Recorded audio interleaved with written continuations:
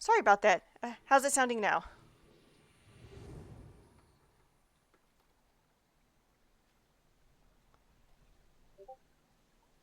Crisp and clear? Alright, sorry about that. I was basically given a rundown of what happened last time. Long story short, we prevented a wildfire. We made several friends, wolves and bats.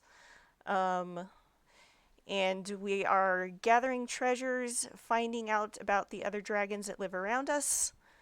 What this? It's Dream. Only you can prevent forest fires. Now, we are looking for a Blazekin tail tuft. And we do have what looks like a fox symbol here. So that is what I'm going to go ahead and click on and investigate. Yes, oh, it is our friend. It is the same fox. What was his name? Writhing Question? While ranging around the Setwood area of your territory, you have found a rare anomaly. The green here is merged. You can smell it clearly. Each plant, tree, tiny being, and even beast shares a scent. You have never known anything like this to be the case. Personal scent is usually quite personal.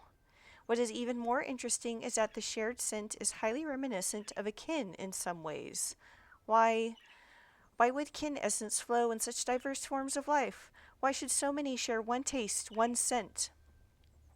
Turning, you notice a blazetail, alert and yet not afraid, watching you from atop a nearby fallen tree. You did not sense its approach, which is very odd. How did the blazetail approach so stealthily? How did the blazetail know what was in the Dratkin's mind? Annihilation 2018. Could it be that the kin entered this sacred domain blindly without knowledge? Why would it do such a thing?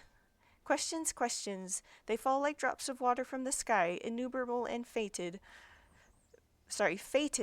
writhing about before being joined by others of their kind. And this is my question to a wandering kin. What do you seek here in the Heartwood? What shall you do? Ask the Blazetail about the Heartwood. Ask the Blazetail about itself. Ask the Blazetail to stop its endless questions. Ask the Blazetail for a tuft of tail fur. Go deeper into the Heartwood.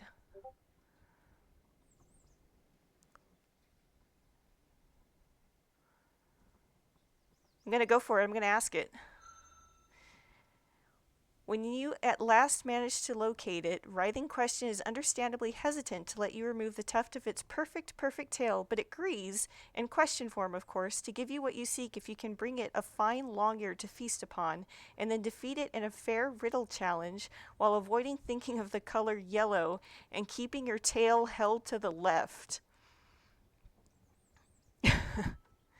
Hunting along here is not so very difficult. You manage it eventually, but the riddle contest is harder. Keeping yourself from thinking about the color yellow is far, far more difficult than it sounds, but you manage it long enough to arrive at the riddle which will decide the contest. If you have me, you want to share me. If you share me, you haven't got me. What am I?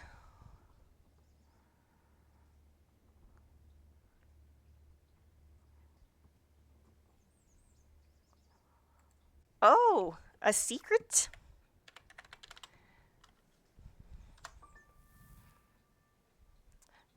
Nice. That was a good one.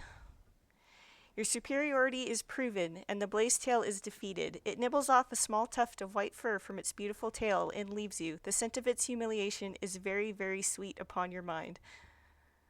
The Minisks receive the tuft with joy. For some strange reason, they are actually glad that you did not destroy a Blazetail to get it. LOL, get wrecked. Even though you are sure that they have absolutely no connection to the Blazetails themselves. They show their gratitude by singing a mysterious song of appreciation, but when it is finished, you feel as though your mind has somehow expanded. The Minisks assure you that construction on your great treasure will continue as planned, and that you may return in a few suns to see their progress.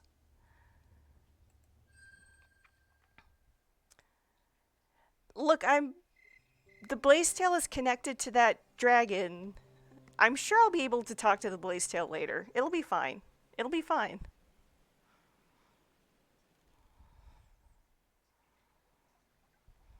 Look, I'll go back and talk to it. Oh.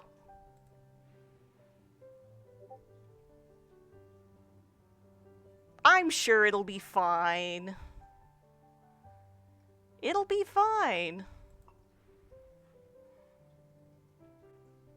Actually, that looks important.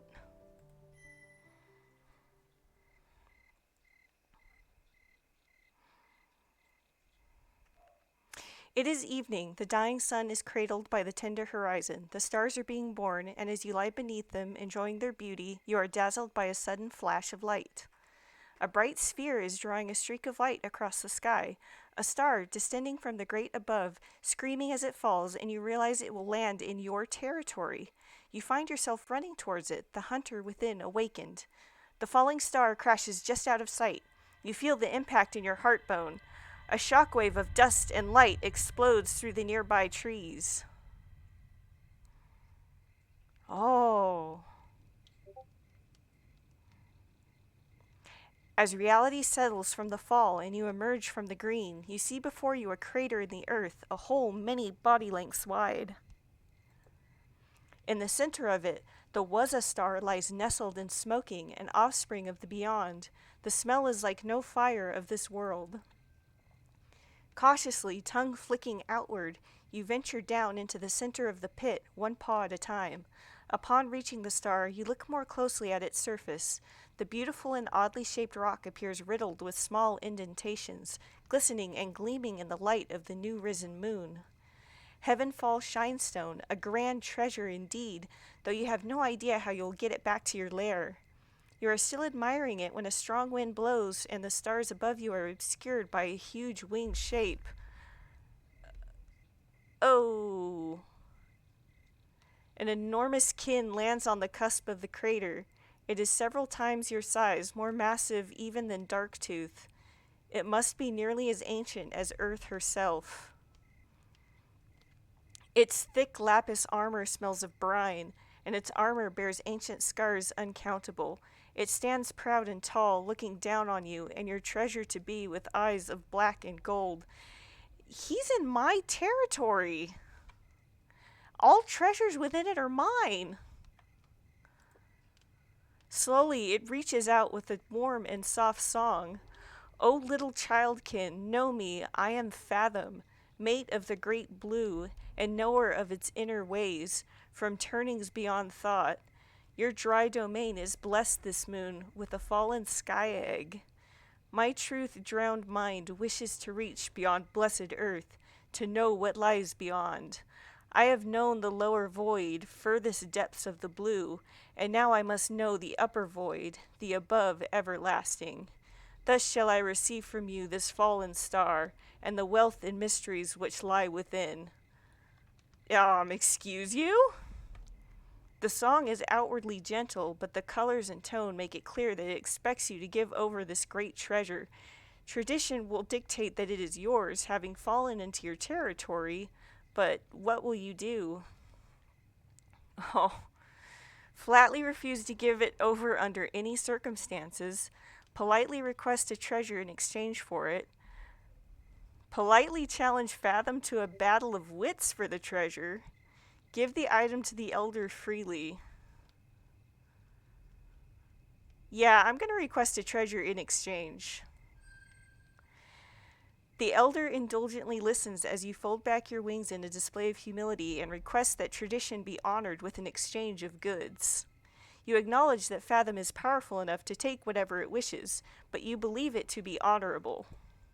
Fathom's head bobs twice, and you are briefly terrified that it will breathe the notorious secret thunder of the sapphire drac upon you, but instead it coughs up a shimmering sphere.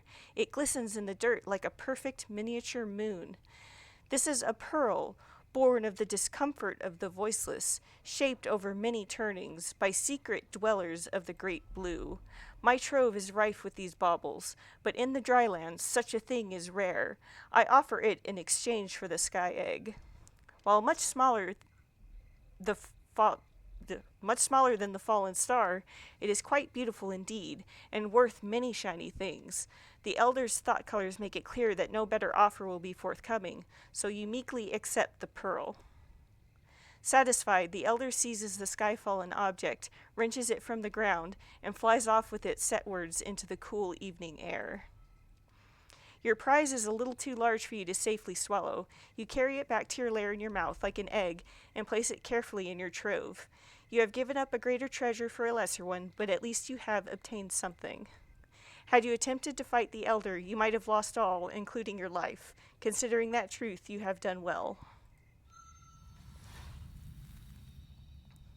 A giant pearl. Yeah, maybe I could have wit battled. Maybe could have done a mere lid kind of thing. I don't know though. I remember maybe I'm much better with 3D puzzles than I am with text puzzles, if that makes sense. Like, I know I keep bringing it up, but Myst, when you have like an actual 3D puzzle, but then like it's a riddle and I'm just staring at it and I just can't get it. While this looks like a stone, it does not smell like one. The scent reminds you of the Great Blue. Elder Fathom mentioned that it was created by the discomfort of the voiceless.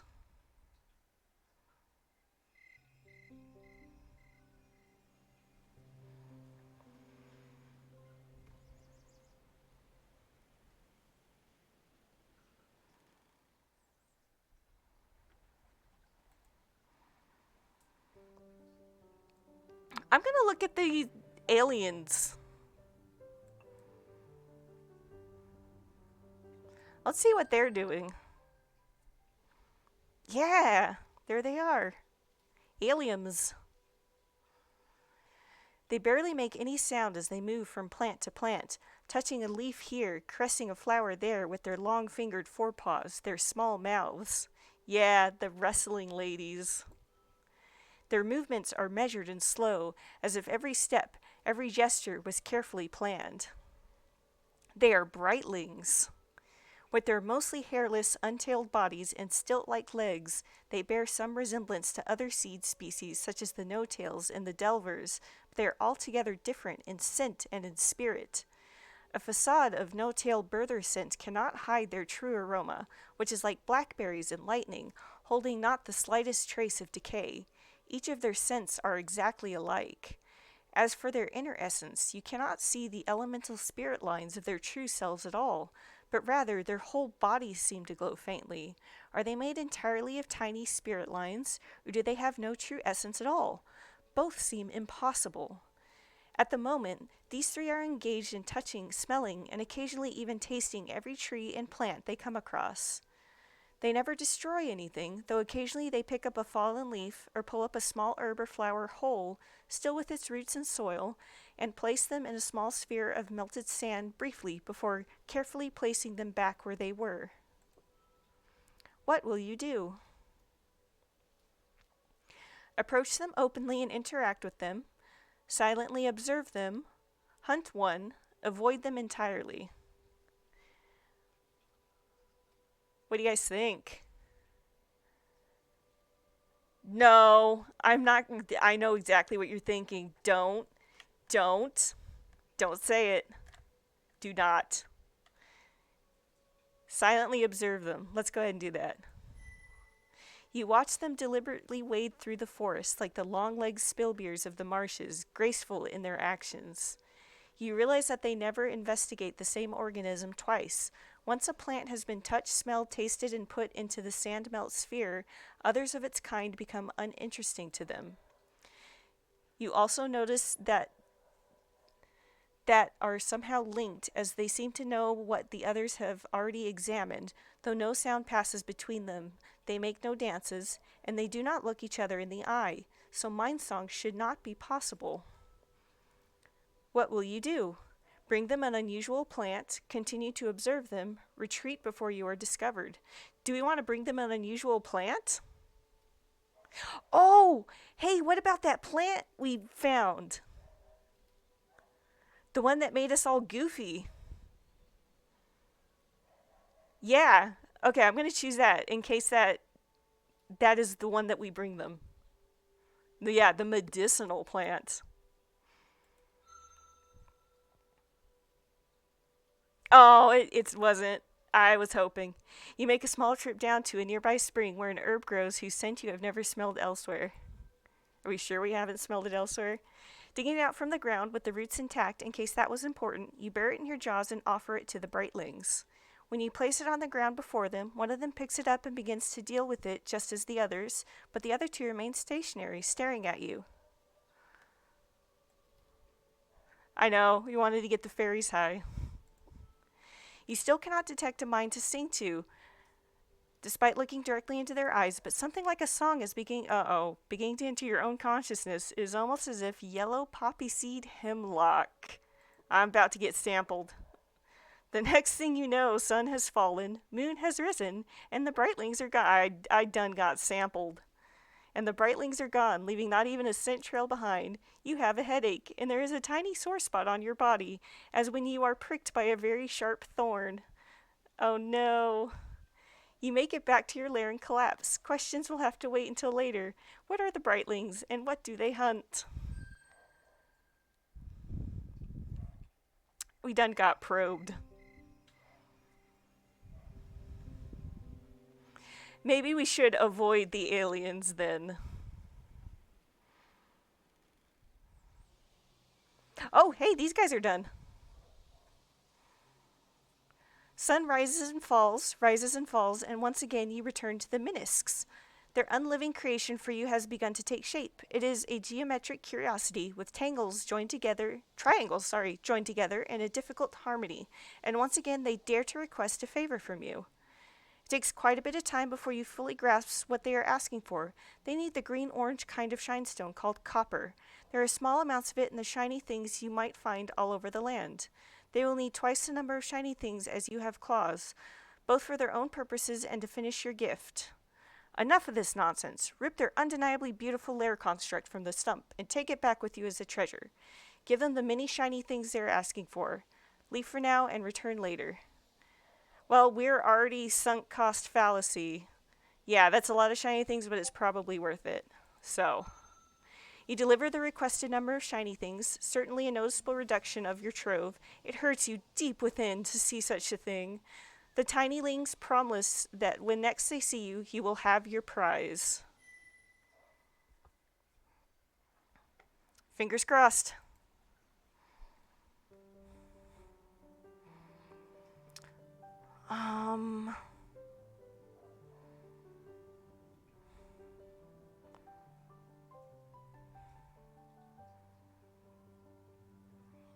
We can check out and see what a human is doing. We can see what this other alien is about, unless we want to avoid them. Because I'm afraid of getting, captured now. Because now they might be interested in me. That's true, human in the Great Green, interloper. Yeah, we'll check it out. Oh, it's a baby. While exploring the Great Green one day, you taste strangeness on the wind, salt, fear, and something unnervingly other.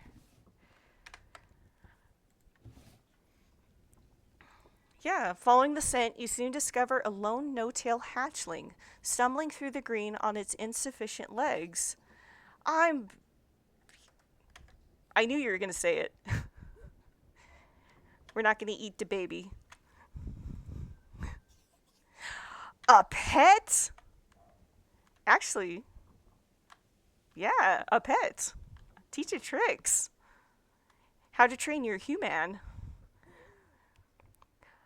Its forepaws are clutched to its belly, and its second skin is tattered and frayed. Every once in a short while, it emits a wail, probably trying to attract others of its kind to aid it, but all of your senses agree that it is the only tailless anywhere nearby. It is starving, lost, and utterly alone. Still, there is plenty of flesh on it to make a fine meal. Destroy and consume it quickly before other predators arrive. Man, you get a lot of energy from it. Leave it to its own fate. Guard it and lead it to the edge of the green. I bet it could squeeze into small cracks in the rocks and bring back shinies. Well, it looks like we're going to lead it to the edge of the green. Knowing that you cannot sing to such an alien mind, you decide to use a different tactic to influence its movements.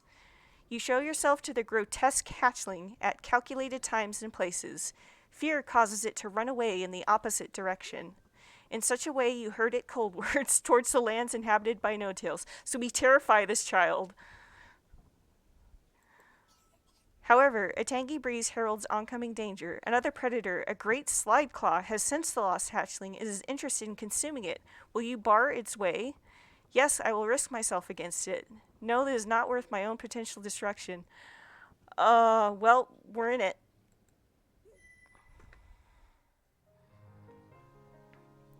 Oh, it's a lion! I think we got venomous bite now.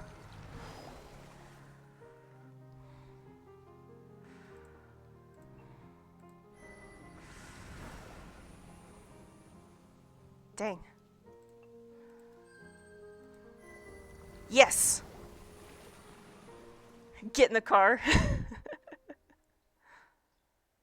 Yeah, for the rest of its life, it'll always talk about being chased by a dragon. The slide claw is worthy of its mighty and destructive essence, but you manage to drive it off. The tailless hatchling continues to stumble scent-blind through the forest, but you manipulate it into a successful escape.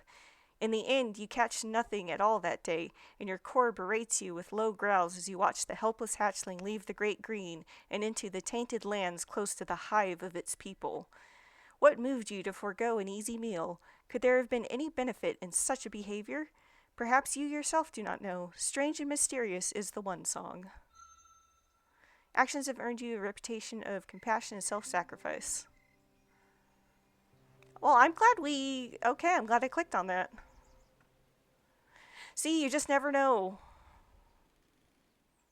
Oh. Who is this? You hear a sudden challenge travel through the afternoon air. Behold, the flower of earth has come. Our magnanimous patron challenges the holder of these lands. Oh my gosh, do you see the rooster? Do you see the rooster on its head? Stand before the one who rises and prepares for vagrancy. And prepare for vagrancy. Oh my gosh. You are certainly being summoned to defend your territory, but there is something very strange. The voice is not that of a drac. Oh my gosh, it's the rooster. It's got a herald. Greeting, I'm not doing the rooster, sorry, crow. Greetings, a drac. You stand now before the fabulous, marvelous, transcendent, magnificent, rising flower of earth opening into beautiful maturity. You decide to call it bloom. I speak with the voice of our enlightened master. Earth has revealed to our patron's advanced mind that this land, the Spirit Wood, is destined to be our home.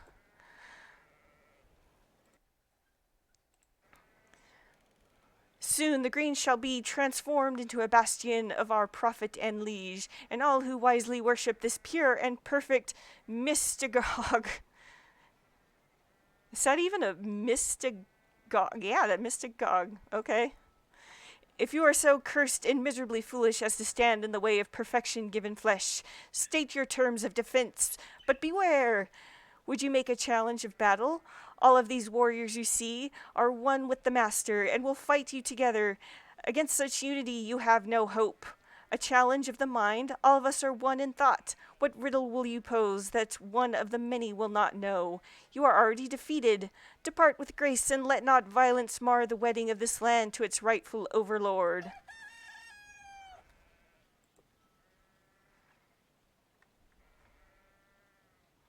Yeah, I'm gonna summon my... Look at that, yes! I've got wolves! As your predator warriors emerge from the green to stand by your side, Bloom is visibly shaken. Its feathers puff outward in shock, destabilizing the sun singer on its head, which squawks in alarm. As composure is regained, there is a pause. Bloom seems to be relating instructions to the Suncaller Herald, who continues, "We are not afraid. Earth has spoken. We are more than your singer thralls, and destined for victory." Challenge Bloom to an all-out battle and unleash your furred warriors. Challenge it to a contest of song, your servants against Blooms. Point out that many innocent good beasts will perish in a melee. In the name of compassion, challenge Bloom to single combat. I'm going to try that. Bloom hesitates. Even without the clan singers, it is unenthusiastic to face you alone, but your challenge makes justification of a refusal very difficult. Yeah, wolves are better at singing, it's true. If it places its minions in obvious danger for its own sake, its perfect beneficence may be called into question. The dance of destruction begins between only the two of you, as it should be, with commentary provided by the herald. But I also don't want my wolvies getting hurt. Oh my gosh, the chicken is on top of the head. The foe seemed confident. Little did it know it would soon lose its sight. Oh, it's going to be commentating through the whole thing.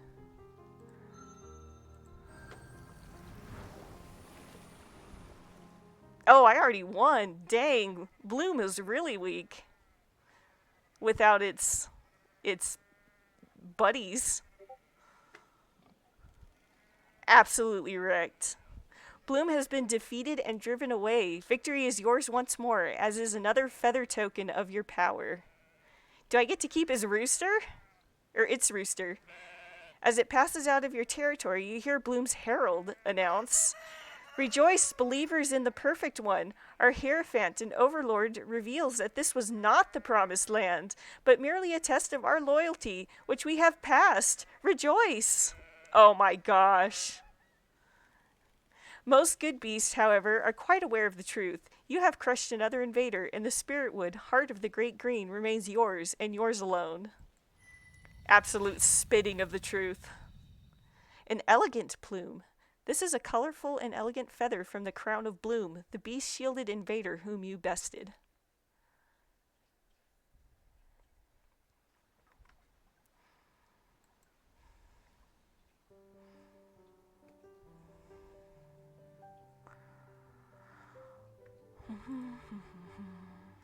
I'm going to see what this is in the clan singer's old territory. Oh, it's a hot spring. On this colder sun's journey, you come upon a small rocky spring. The water is surprisingly warm and clear, allowing you to see the many stones at the bottom. Wisps of steam curl upwards from the surface. It all seems deeply inviting, and so you dip your forepaw in tentatively, thinking to wash your body in the shallow pool. As you touch the water, you instantly feel another presence. Feathers puffing outward in surprise, you quickly crane your long neck from side to side, looking for some hidden beast, but you find nothing. Next, you turn to the spring, and you feel a faint ruby-tinged presence lying below the stones. In its center, you can see the shimmer of heat. Gradually, you realize that this is a subtle being, a spirit of some kind, but it is far weaker than anything you've encountered before, resting just on the edge of perception. It reaches out to you with its mind song, which is gentle and slow. "O little kin, you please me greatly, casting your visage upon my surface, touching my body with yours. I have embraced many of your people, proud and powerful, grand and wise. These waters have warned many, in times now forgotten, blackburns before they were sun-blessed, tail beasts before they sacrificed their limbs. Even before the drac were the drac, here was I was here. Rest within me and share my gift. What will you do? Leave this place, this beckoning spirit may be dangerous. Lower your body into the pool." Yeah, maybe one of the salamanders? I'm going to lower my body into the pool. Yeah, it seems friendly. You lower yourself into the water. The sensation of warmth flows over your armor and between your digits. As you enter, the spirit's voice grows slightly in power. Images trickle into your mind.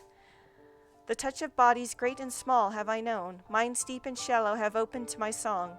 If proven strong of will and heart, I give my fire to those burning champions. Long I have watched the elements flow, taken up by solid beings. Long have I given myself to new expressions of the all. First I was blazing vein of earth, red blood of the great birther given mind. Then I was a boiling lake, dancing with hot air joy from below. Now, with so much given, I am but the memory of flame, a warm puddle. I am dying. But one more turning, this spring will forever cool, and I will be gone. O great kin, I will provide this last warmth, for it is all I have left. Take it and live and remember. At this, the spirit falls silent. What will you do? Use your breath to restore heat to the spring. It will take great effort, but you are willing to exhaust yourself for its sake. Call upon your inner strength to sing a sacred true song of farewell in honor of the spirit. Enjoy the spirit-blessed waters and leave when you feel refreshed. Yeah, so, and I can do either one. So, it would be self-sacrificing, but we know from the teachings of the Great Green that there's a circle for everything. But compassion is good. I'm going to restore heat to the spring.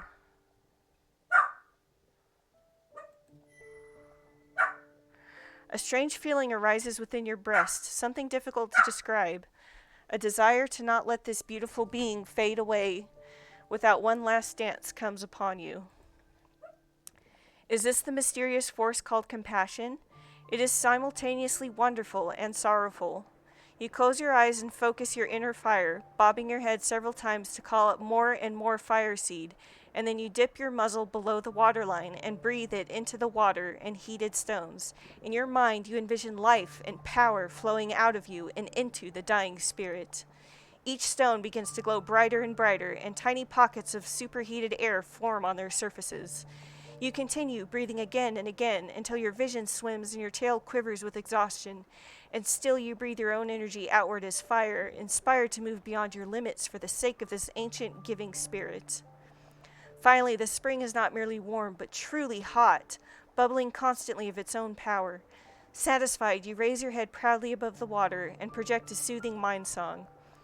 Fear not, O spirit, I will carry on your legacy. My flames will bring warmth, my song will bring order. I will show this world your passion. I will carry your heat in my core, in my essence. Dance now as in the past, one last time, that you may know joy before the great silence. Oh. At this, the spirit's aura grows slowly, sweeping over you, holding you within it. You see the good beasts which came before and were found worthy, carrying away a sacred flame in their hearts. Blazetails, lumberkin, clan singers, kin, even ancient beings for which you cannot even imagine a name. And at last you see yourself among them, for you have proven yourself worthy. The spirit dances, singing a boiling song, reveling in the joy of existence. Eventually the bubbling slows, and the heat is gradually absorbed by earth and air. At last the spirit sings, Last of the champions, I entrust you with my truth. Give purpose to those with life. Give fire to those without. There is an azure flame, a hidden harmony between fire and water. Sun and earth are one in you, and you share their true essence. May you know this and remember yourself. With this final gift, I die. May you be blessed. As the spirit feeds you its power, you feel the waters around you grow colder. As the final speck of spirit flame graces your armored body, a chill wind flows across your exposed limbs. The silence. The silence. It is time to carry on your journey, but as you push yourself into an upright stance, your forepaw brushes up against a stone, and you feel power within it. You have been given a parting gift. There is something sleeping within this stone. Perhaps a sleeping stone. This is a stone left behind by the dying spirit of the warm springs. It looks common, but touching it makes you feel deeply at peace. Reputation for compassion and self-sacrifice. All right.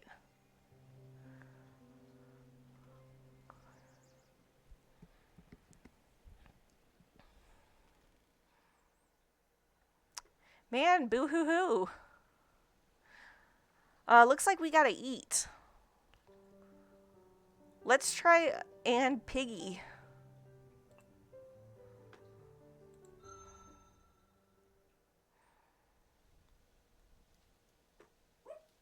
A large fur beast smelling of earth. Let's see what this is. Yes, a piggy. Tusk snort giver. We're gonna silently draw near. Alright, we're super sneaky now. We're getting stronger.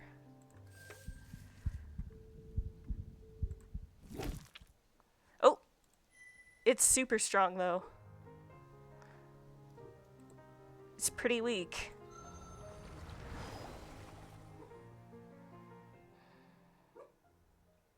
Yum, yum, yum. Hum, nom, nom, nom, nom. I was hoping the tusks would give treasure. We'll go for hatchling. We'll play it safe now that we got a big meal. Oh, look at the baby. I can't do this.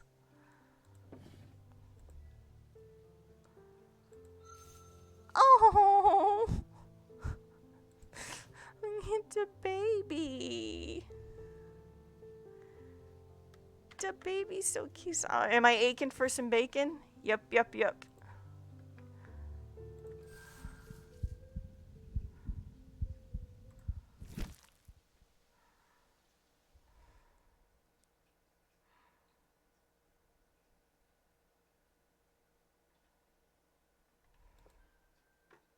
So tender, so sweet. Your feathers tremble and your tail curls with joy as you consume the hatchling tusk snort's body. This is a delicacy indeed.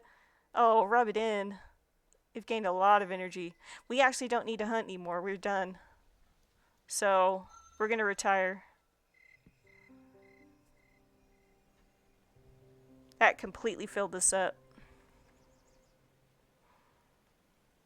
I wonder if our treasure is going to be done. Yes!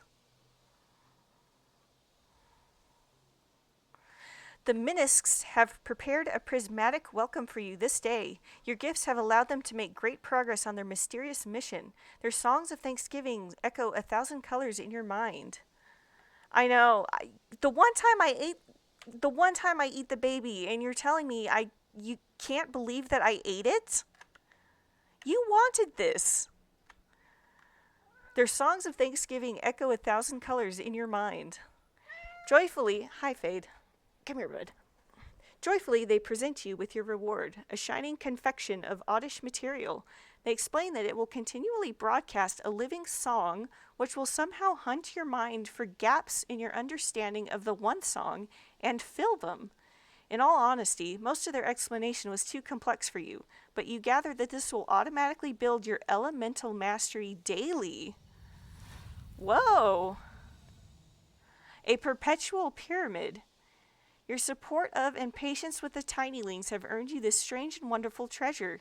Apparently it oozes truth, forever whispering lost secrets into the dreaming.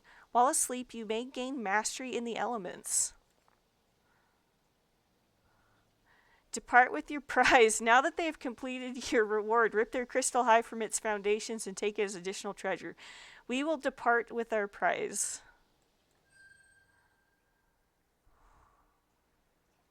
We've done it, lads. Let's just... Oh, beautiful. No, we're not going to evict the Shriekers from the lair.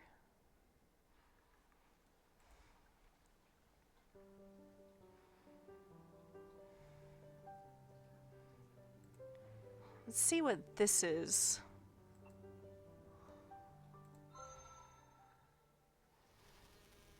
Oh.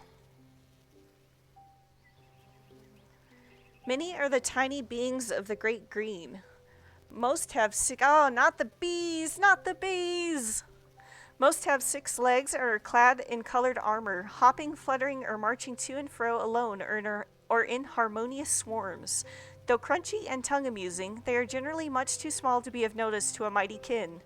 This sun, however, you come upon the golden village of a particularly well-ordered species of tiny beings, their bodies streaked in sun yellow and night black.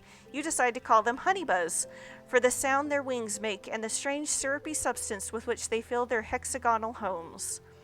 While most such beings have small minds, like single sparks of yellow or green or red when angered, and by and large these are no exception, this settlement is home to a more advanced being, one who carries the essence of all of the hive within itself, a honeybuzz archbirther. It calls out to you, and you are surprised at the complexity and elegance of its mind song. The archbirther requests your help. A lesser lumberer has been attacking the honeybuzz's village and devouring their honey. Am I being sent on a quest? and devouring their honey, damaging the walls, and killing many of their tiny hatchlings in the process. It claims to know the location of what it calls the useless flower, an object which it believes would be of interest to a kin who seeks treasure. It promises to show you the useless flower if you can save its wax village from the lumberer. Will you take on the honeybuzz archbrother's request and hunt a lesser lumberer this sun? Lumberers are very strong. Decline the offer, at least for now. You are strong enough. Agree to a dance of destruction with the lumberer. I think I am strong enough. We're going to go for it. This will be the stream where I TPK. Finding the lesser lumberer is not so difficult. It is fat and successful, fearing little due to its size and strength. The dance of destruction begins. Here we go, lads.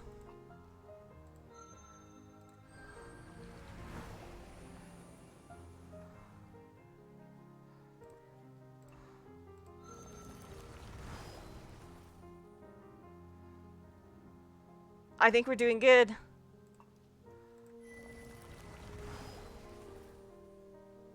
Yeah, we did it. Yes, we got him. Ladies and gentlemen, we got him. The fight is vicious, which surprises you. Lumberers often turn away when confronted with true resistance, but it is very fond of the honeybuzz regurgitation for some reason. It does not taste good to you at all. In the end, however, you are victorious. You silence the lumberer, eat much of its flesh, which tastes very good, and leave the useless remainder beneath the honeybuzz settlement as a warning to others. All right, nice. It filled up our gauge, too. I could have just done that instead of hunt, I guess. The grateful archbrother dispatches several of her warrior offspring to guide you to your promised prize, a crystal in the shape of a flower, eternally blooming from a small boulder and hidden by many flowers of a more regular kind. You can see why a honeybuzz would find this unliving flower useless, but the kin would call it something else. Treasure. Oh, look at it. The honeybuzz archbrother presented you with this useless flower. While it may be impossible to collect pollen from it, to a treasure-gathering animal, this would be far from useless. Some may call this junk. Me, I call this treasure.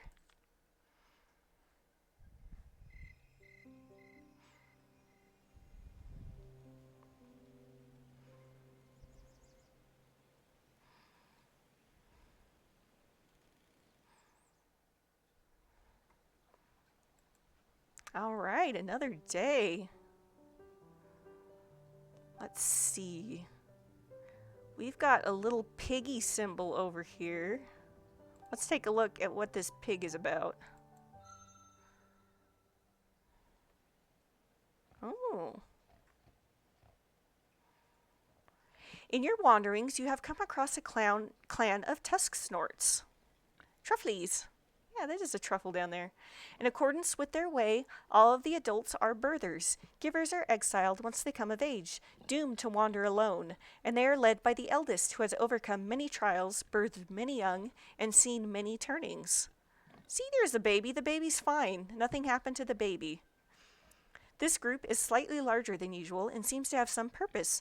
Noses to the ground, they sing squawking, ruffing songs, occasionally releasing scents which are a language unto themselves. Their hatchlings shadow them, occasionally play fighting with each other or investigating new smells. They have not yet detected your presence, but their legendary olfactory capabilities leave little doubt that they will soon will. What is your will?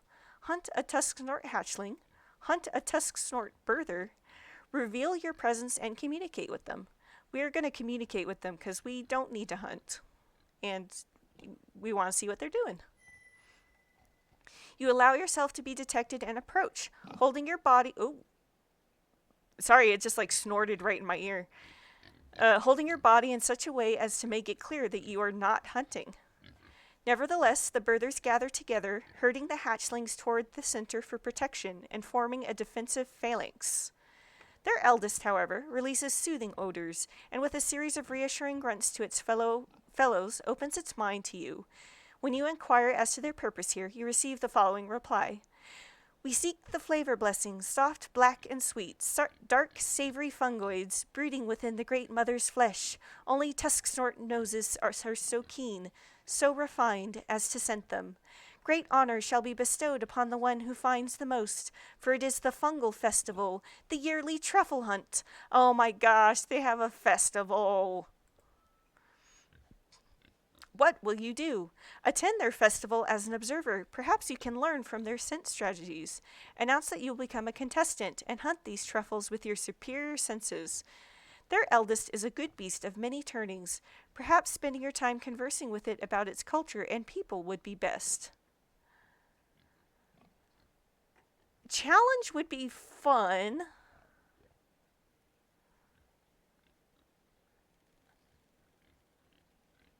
It seems like we're in consensus to go ahead and challenge.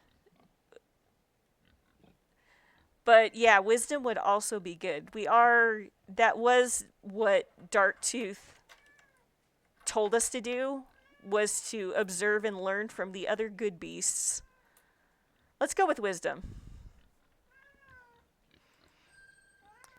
Too old to join in the truffle hunt, the eldest is willing to trade thoughts with you for a while. Its body is frail with age, but its mind is sharp and well seasoned for a tusk snort. The old Burther chief tells you the story of its people as they understand it. The tusk snorts were created by the Great Mother to seek out the best things in life, and were given keen powers of scent to find such things, as well as stout, sturdy bodies with which to win them. They are constantly searching for a place called the Feast Land, where each of the plentiful roots and grubs is a delicacy like a fine jewel. What is best in life? Since it has been many generations and none have found it, a few tusk snorts now believe that the true Feast Land lies within and represents a state of mind. Oh my gosh, pig philosophy. With courage and love for one's own clan, explains the matriarch, life itself becomes a feast and the quest is accomplished. Still, their givers, when they come of age, are forced to leave the clan, swearing not to return unless they have found the fabled feastland, or unless it is the festival of life, the yearly time for their dance of creation. Boars in. You also share a few aspects of Drak culture, which the eldest is pleased to learn. When the contest is over, the victor blessed and the truffles consumed, the Tusk-Snort clan moves on. The old Burther chief bids you farewell. Though the dance of destruction looms and you feast on our flesh, take this, my blessing, may you find your feast. As it departs, you feel as though you've learned much about the Tusk-Snorts and their honorable way. It was a sun well spent.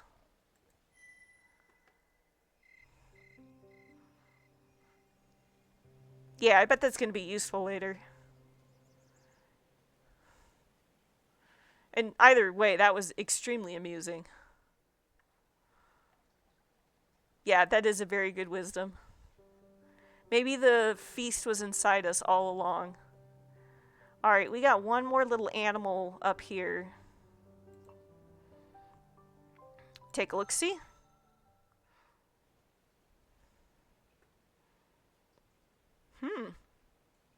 Today's travel through the green brings you to a scene of suspended chaos.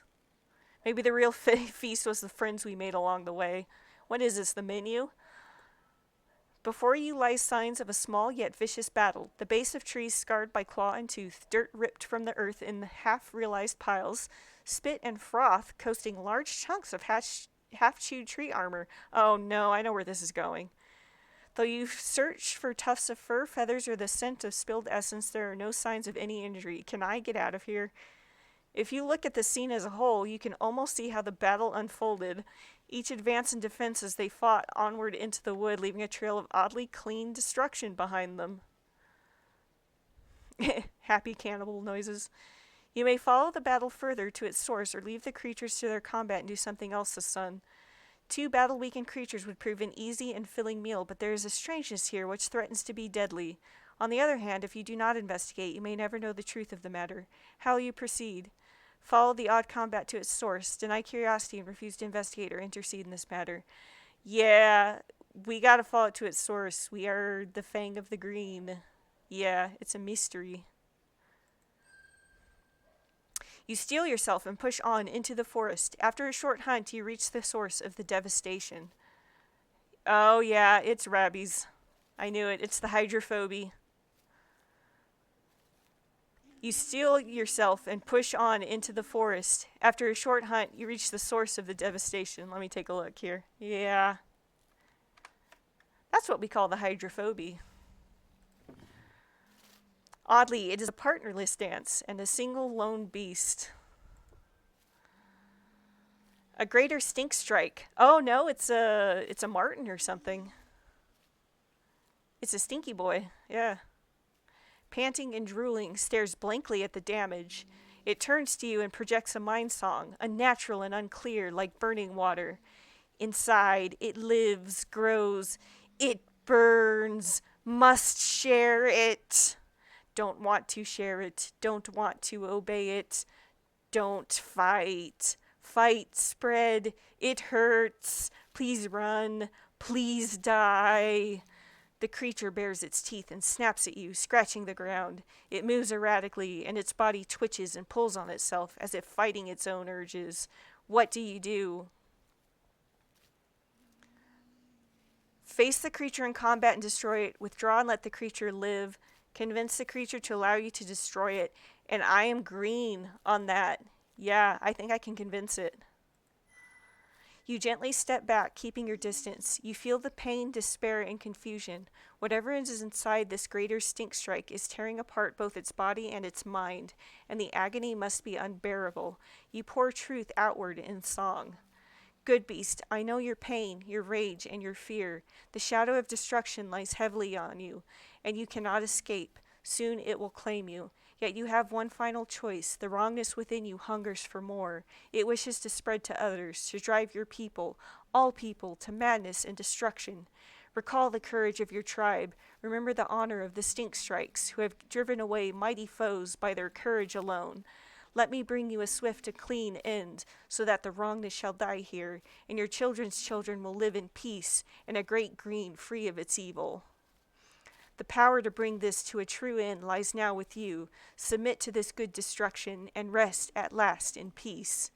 At this, the stink strike's eyes become clearer, less crowded. Swallowing down the chaos, it takes a few measured steps in your direction, twists its head to expose its throat, and sings desperately. Quickly, finish it! A single motion drives you forward, and you tear the creature's throat open, spraying its essence against a nearby tree. It slumps to the ground, rises briefly, and then is still.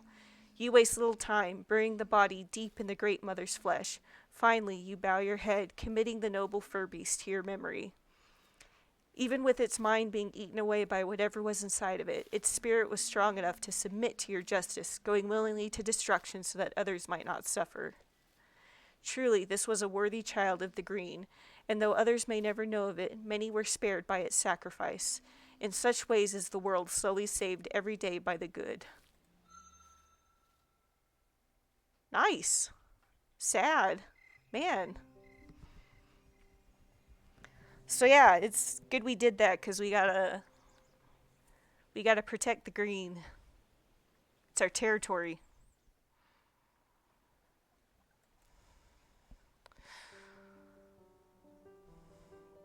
So it looks like... So interesting, you can still click on here.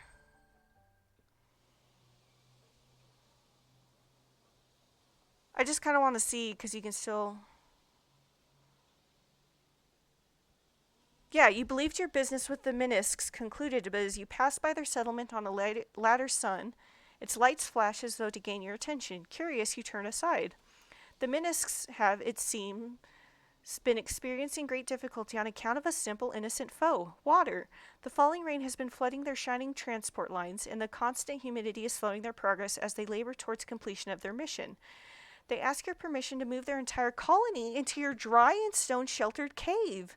They have no immediate reward to offer you, but they believe that your mind is advanced enough to appreciate the concept of generosity.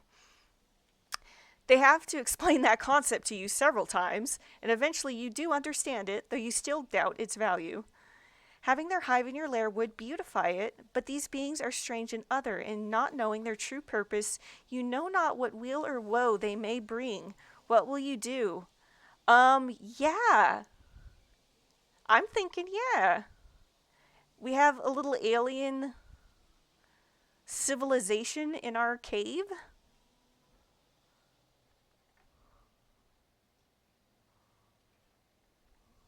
Yeah, it's like having them as the treasure. Yeah, we're gonna let them in. The Minisks receive your decision with joy. Shortly thereafter, you discover that their entire domain has been rebuilt in your lair near your trove. Yes, they're my treasure now. A crystal city. This is a crystal hive built by the tiny intelligent beings which once dwelt in a stump in the deeps of the Great Green. It is flawless and self-complete. So I bet if you ripped it out, it would be like gross and crumbly and not as good as it is now.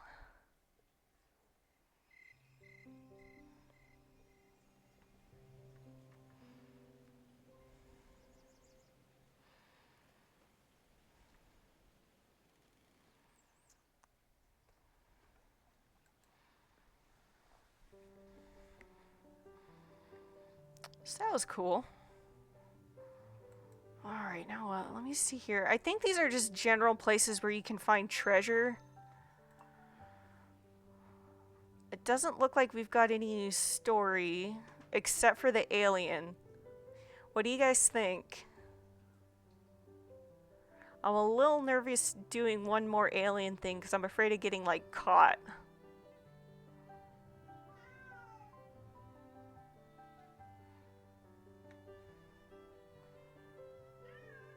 This one?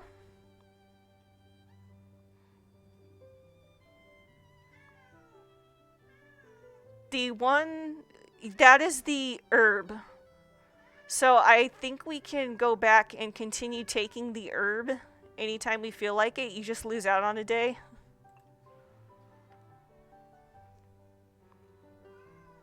Yeah, you can go get high again.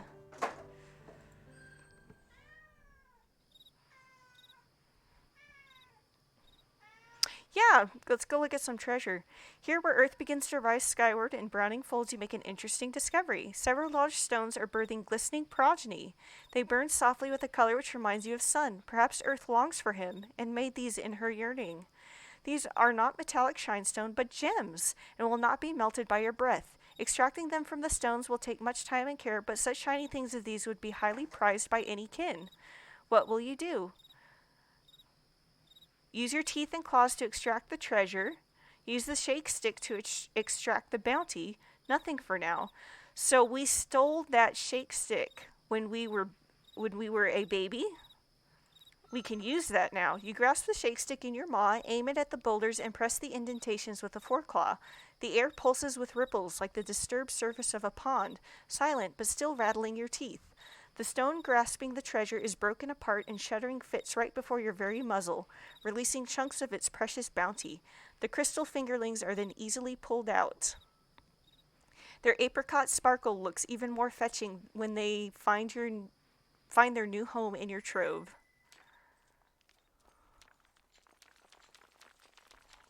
So yeah, since it looks like we got all the story except for the one alien one I'm nervous about not doing since we got caught. Um, Unless a story pops up. So let's just spend some time getting some treasure, exploring these treasure places. There's this one by the Great Green.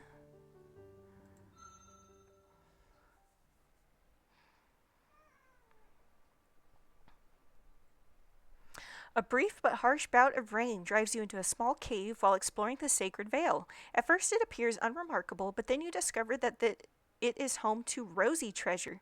The walls are marbled with purple-red gem crust. It sleeps in sheets nestled in a bed of ages.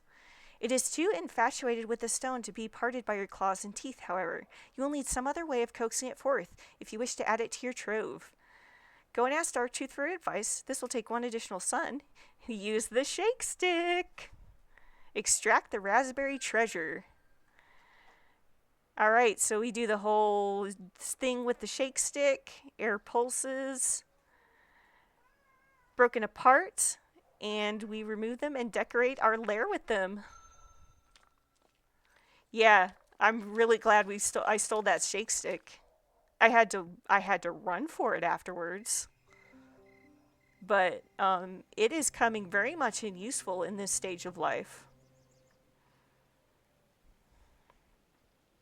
I want to look at my trove to see how it's looking. Look at that. Delicious. Hi, guys.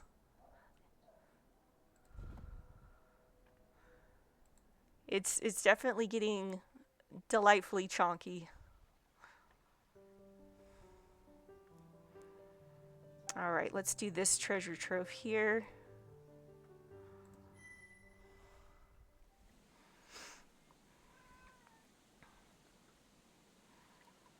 Casting about the shore of one of the eponymous twin lakes, you discover an interesting potential source of treasure.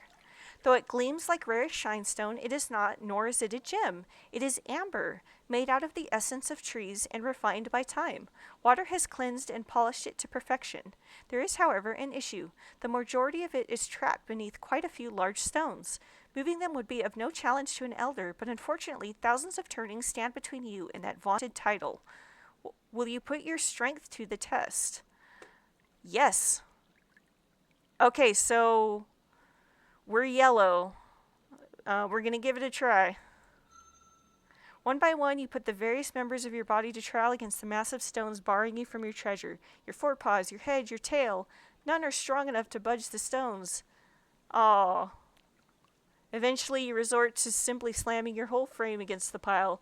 The shake stick is not any use here. Have no power here. Even that does not suffice. The wet amber glistens mockingly.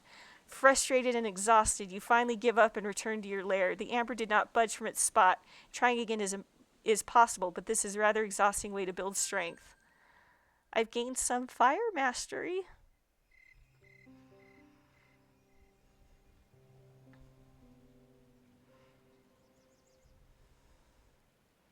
May have to leave that amber behind. Oh hey, I've gained a level in mastery. Dine on your very self in times of need, allowing you to replenish energy at the cost of health. Yeah, it's nearly time for the big sleepy to become an adult. Let's see, we can try for that amber one more time now that we've grown in strength. Let's see if it's green. Yeah. No, it takes a lot of strength. Wow. We're at 6th level fire and it's still not strong enough.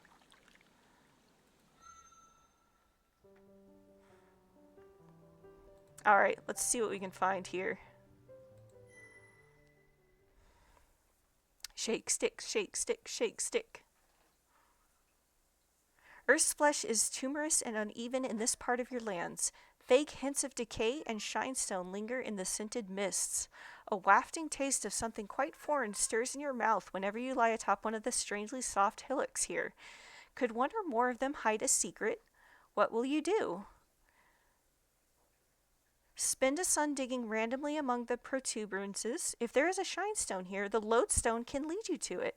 Make use of its music. Go elsewhere this sun. Let's use the lodestone, yeah. The lodestone draws you to a particular hill, indicating that something hides within. A bit of light burrowing ensues, and then you come upon something remarkable. Oh! Oh! Crom! It seems that 4 beings ended their lives here, or perhaps were put here after their ends had already come. They appear quite similar to the tailless in structure, but these are not tailless.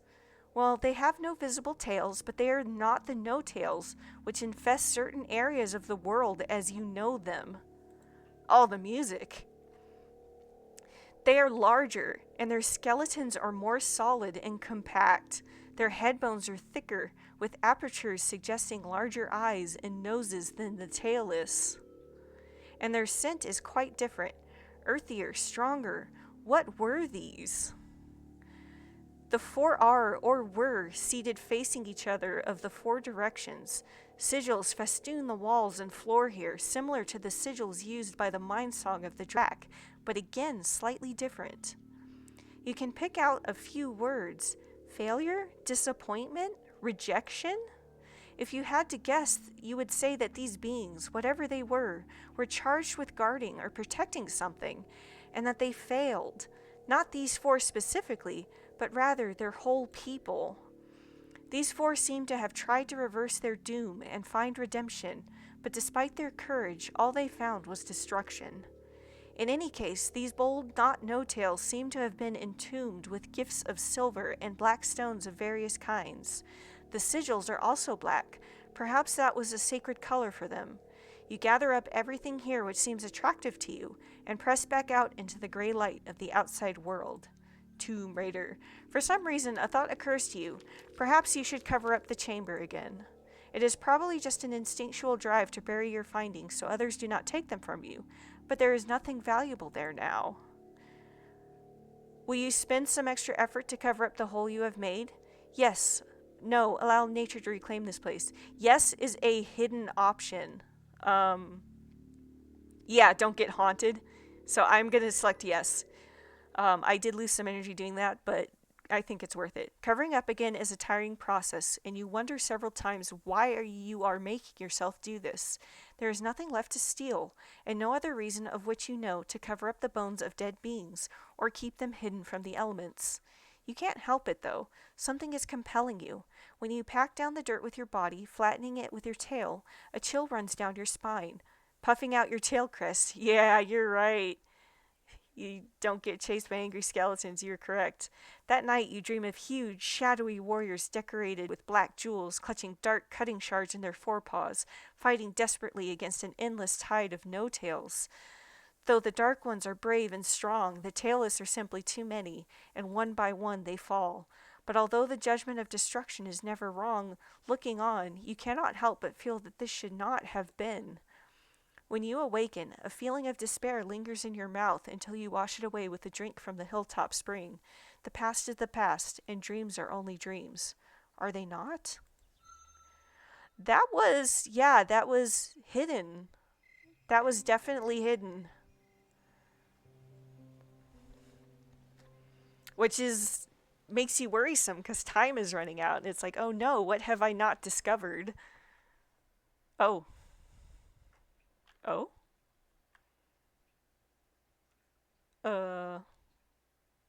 Yeah, I would have got super cursed, but now I'm wondering what is going on now. Sun has died and moon does not exist this night. Earth is utterly unlit. Yeah, spoops. Hours before Sun's rebirth, you awaken from a terrible nightmare. Something was peeling apart your mind and eating its insides like the sweet viscera of a prey animal. Oh no. Oh no. The residual fear from the dream is heightened by a disturbing realization. It is utterly quiet. No tiny beings are calling, nor are the green leapers singing in the nearby marshes. No night feather beasts chant, and not even the wind murmurs. Okay, so I'm able to carefully investigate, and I am green to go, so hopefully I don't get ambushed. You are just about to give up and return to your lair when you see a subtle wrongness out of the corner of your eye.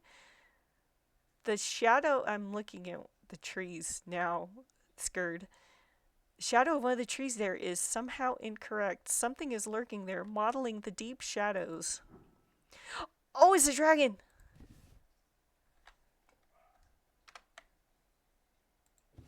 It's another invader.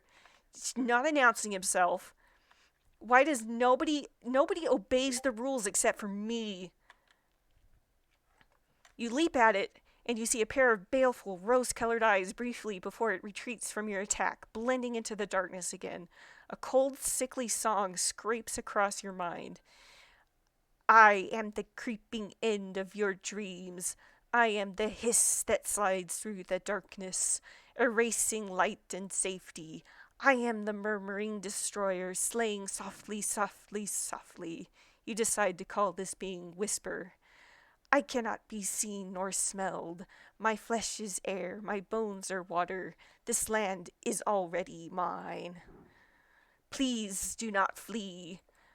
I enjoy holding the minds of others in my mouth, crushing them to salty gray slime, tasting the panic, the confusion.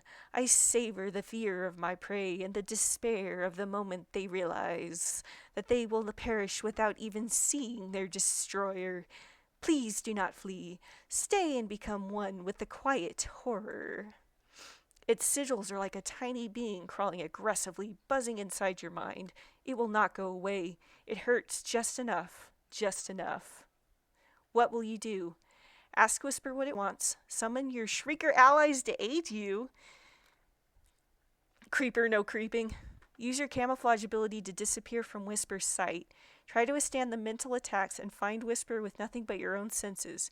Your enemy has a distinct advantage here. Prepare to be hurt, perhaps badly, in the process. Give up your territory and escape with your life. I'm summoning my babes. You may not be able to sense Whisper, but the Shriekers who make their home in your lair have the mysterious power to see all things, even in perfect darkness. I am the night. Where are they? You let out a mighty roar, and after several moments they come bleeding in through the air, a dark cloud in the blind night. Though scentless, soundless, and invisible, no invader can hide from our song of finding. In the blink of an eye, Whisper's true location is revealed. As you leap at it, Whisper becomes visible, crying out in alarm, "Impossible!"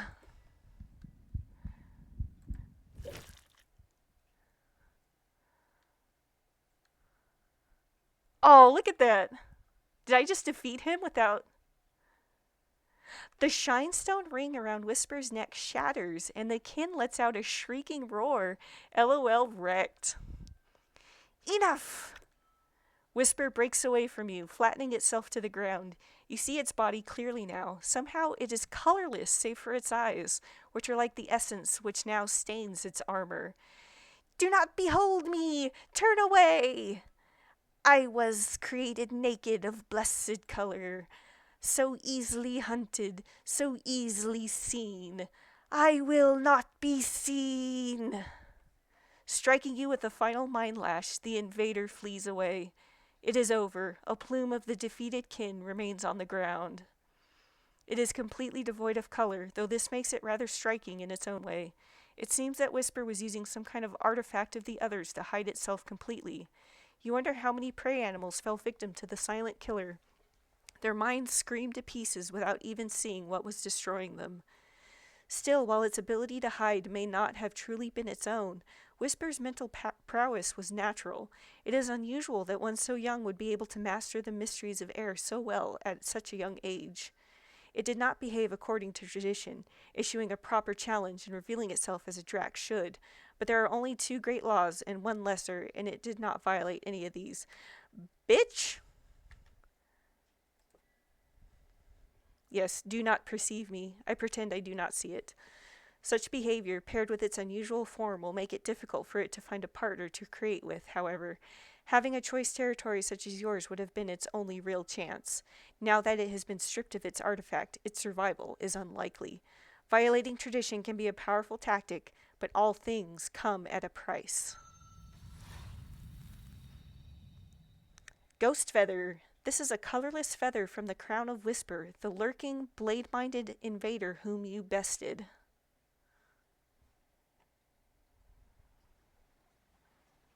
My bats are okay, right? They are! Okay, I was just making sure.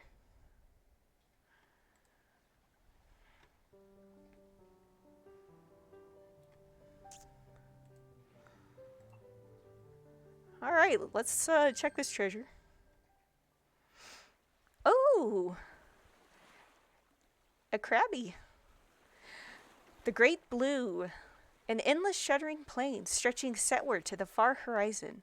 This is water's true lair, to which all other water in the world seeks to return. Even sun rests here after his daily burning end. The taste of countless strange good beasts is carried on the air and water, salty and fresh in your mouth. However, all that is in the sea has been claimed by others. You smell the personal scent of a sapphire kin on the waves. Entering the deep water would be considered an invasion. Oh, that's, what was his name?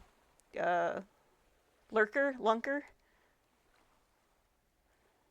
Surrender to carcinization, impulse rising. Anything which washes onto the soft-edged land, however, is yours by right, and there is much here of interest. Hard-armored scuttle-claws range about, picking over the bounty. Spending a sun here may lead you to discover some worthy additions to your trove of miscellaneous shiny things, and possibly a salty snack or two. Shall you? Certainly. You spend a delicious sun ranging slowly up and down the shore, collecting beautiful, glistening body layers of small beings long gone. When hungry, you crack open a scuttle claw and suck out the sweet flesh, and when tired, you sleep on the soft sand, lulled by the dancing winds. By the time you leave, you had gained 12 shiny things and a small scarf from a belligerent scuttle claw. Your dreams that night are filled with the music of the great blue. I was pinched.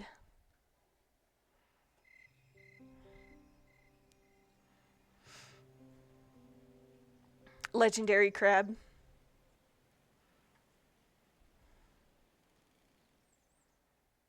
So pretty much the only thing left is that amber.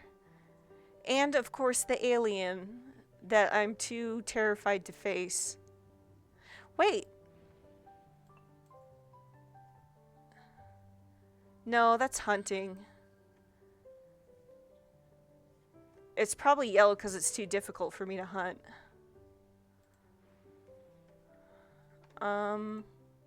Here's what I'm gonna do. I'm gonna...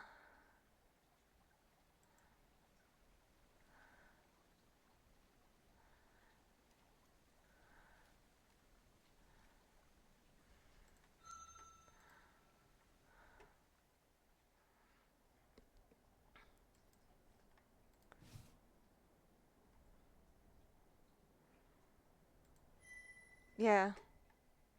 I guess we're gonna have to do the aliens.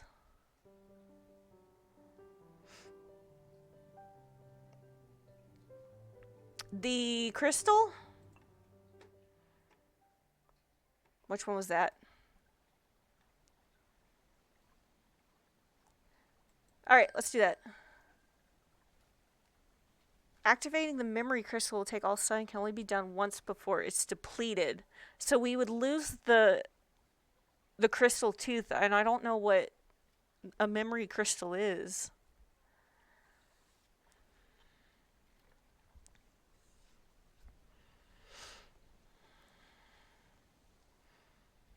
Yeah. Alright, let's try the aliens. We want to try to do everything. We'll just be extremely cautious.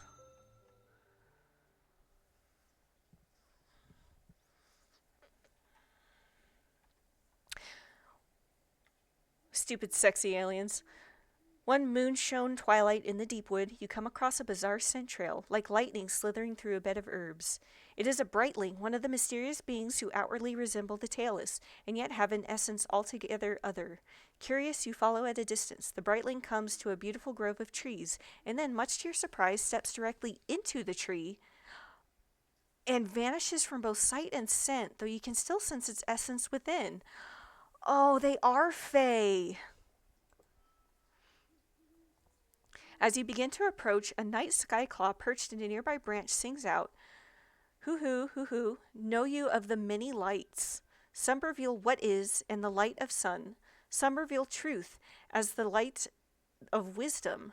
Some are blinding, tearing all away and leaving darkness in their wake. Which of these lights is the light of the bright ones? Hoo-hoo, hoo-hoo. What will you do? Ask the skyclaw what it knows about the brightlings. Ask the skyclaw about this grove of trees. Ask the night skyclaw about itself and its own people. Examine the trees. Ask it what it knows about the brightlings. They are the melders, the mergers, the joiners, joining themselves with all things. My people have seen them walk into lakes, rivers, mountains, trees, becoming one with them. We have seen them dance with the tailless, dancers of joy, dances of creation, dances of many steps. So do they become one with the no-tails in body and in essence for a time. And yet they are not like unto them or any good beast. We join with others through destruction and creation, but the bright ones never destroy, never create. They never eat, never birth. No hatchlings of their kind exist. A mystery beyond the knowledge of earth and sun. Such a dissonant harmony, such masterful receivers. I'm going to ask him about the grove of trees. But a few turnings ago, this was a lonely hill, shining grass-white, naked on moonshone nights. Then suddenly these trees appeared, and with them the bright ones. The bright ones move, but are they truly beasts? These trees reach for sun, but are they truly trees? Such delicious mystery. Hoo-hoo. I'm going to examine the trees. They certainly look like trees, and smell like trees, and feel like trees, and even taste like trees. But they do not sound like trees, do not rustle and creak when the wind blows. The bumpy armor also does not chip nor peel away when tested by your claws and teeth. Okay, we're going back into alien territory. Breathe out your flame upon the tree. Alright, we're doing this. You focus your inner flame in a brief and forceful breath. You must be careful to scorch and not to set a flame, lest a wildfire begin. And curiously, a part of the burned tree's armor falls away to reveal something.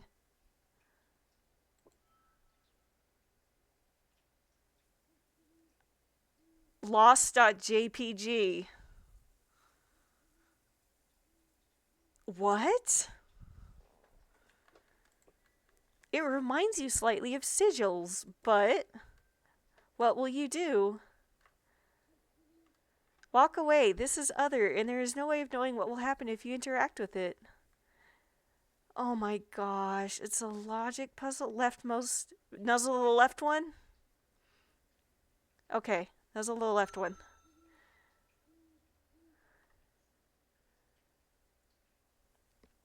You're helping me with this.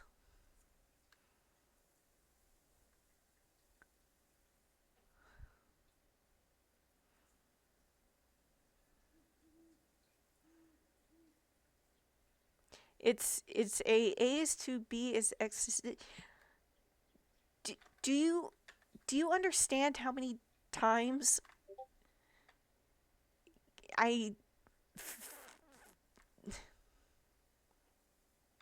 Bro. Bruh.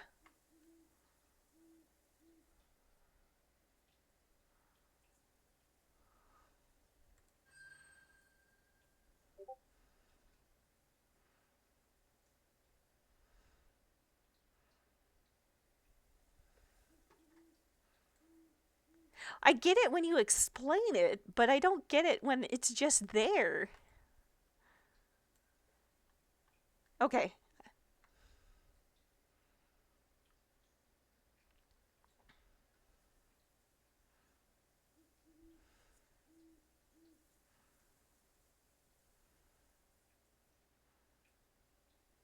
So the answer... Sorry, I didn't mean to do an angry face. That was my bad. That was my bad. So the answer is the right scale?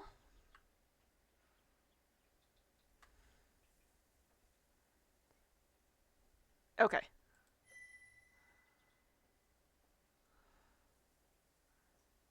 Okay, this one is easy. This one's the right scale, right? This one makes sense. Unless I'm just completely wrong.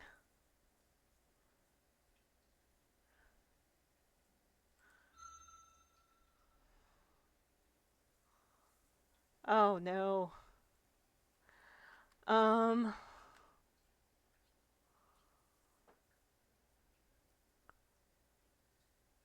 I just got done saying I'm really good with visual puzzles, huh?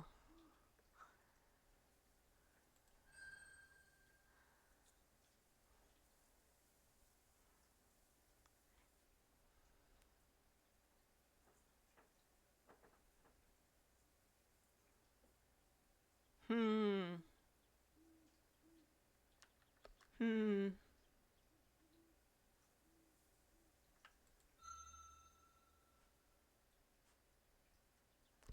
I'm honestly just doing what Oren tells me, guys. Just so everybody knows. This is Roblox oof noise. We may have hit a wall. Rightmost? Okay.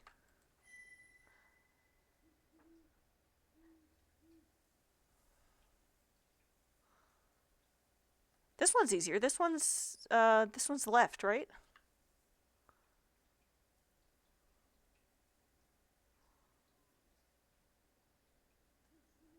Yeah, this one's left.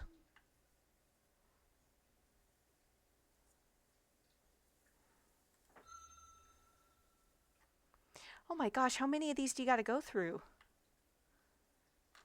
How freaking many? Okay. This one's the middle scale. I'm pretty sure. No. No, no, no, it's not. Hang on, hang on, hang on. Yeah, it is, because it's the only one with the top one with the little top one going down, so it's the middle one. The strange markings fade away from the tree's torso, and at first it seems as though nothing happens. Then you hear a soft but definite thud just behind you. You turn around. Oh, dude. Turn around brushing something with your tail. It is a fruit of some kind. It must have been growing from this strange tree. Oddly, you see no others like it in any of the other trees. It certainly is beautiful, beyond beautiful. This is treasure. Its skin is tough as shinestone, imperturbable. I'm sorry if I got that wrong. And it gleams and glistens in moon's light. It fits comfortably in your mouth like carrying an egg, and as you make your way back to your lair with it, a warm, pleasant feeling pervades you. Oh, that... I gotta admit, I'm getting a headache. Thanks for helping me on that, Orin. It looked fetching beside all your other treasures, but was it really on the tree the whole time? And if not, then... A silver fruit. The strange tree in the Brightling Grove dropped this when you answered all of its strange graphical queries. It is impossible to peel away its shiny rind, but it is slightly warm to the touch, and seeing it makes you feel oddly peaceful and content.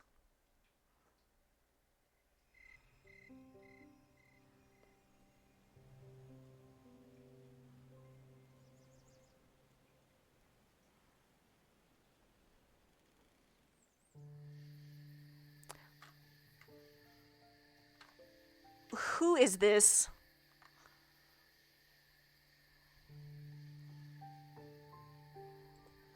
Moon's light is spilling into your rest area, and your thoughts are just beginning to flow into the dreaming, when suddenly you realize that you are not alone. Somehow a rather attractive kin has penetrated into your very lair from outside. Your feathers puff outward in shock, and your mind reels, trying to process how an intruder is able to make it here unnoticed. Even the shriekers are not making any sign of alarm. How can they, who has reputedly sensed anything by their music, not understand that a foreign drac is here?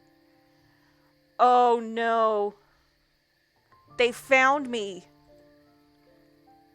As you scramble into a threat position... Oh no. Are we gonna wrestle? As you scramble into a threat position, however, you note that the beautiful kin is not making any aggressive movements. Its feathers are laid back and its teeth are unrevealed. I think we're gonna wrestle. Something prods at your mind. It is a distant relative to the kind of song composed of sigils, with which you are familiar, but at the same time clumsier and far more sophisticated somehow. Oh... Desire, interaction, desire, communication, desire. What will you do? Drive the intruder away, get out of here now, attempt to communicate.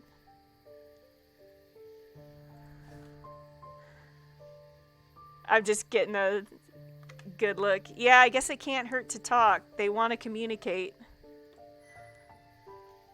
Hesitantly, you fashion a questioning reply and sing it into the winsome kin's mind, which is strangely difficult to target. Desire. We desire you, it slowly responds. You are attractive. Reward forgiving of you. I'm 12. It is walking towards you, but somehow seductively. You become aware of a strange scent in the air, and all of a sudden you are very aware of hot essence building in certain parts of your body. Its movements are... Is it beginning of a dance of creation? You have never done the sacred dance which begets life before. It draws closer, and the scent becomes stronger. It stretches its neck forward to lightly touch noses with you, and then gently licks your crest. You are trembling uncontrollably with something. How will you respond? Accept the invitation, and though you are not sure exactly how, try to do the dance of creation. Respectfully decline and communicate with it further. Guys, I'm at a difficult crossroads. Look at this. Look at this hot piece. How can I say no to that? Smash or pass?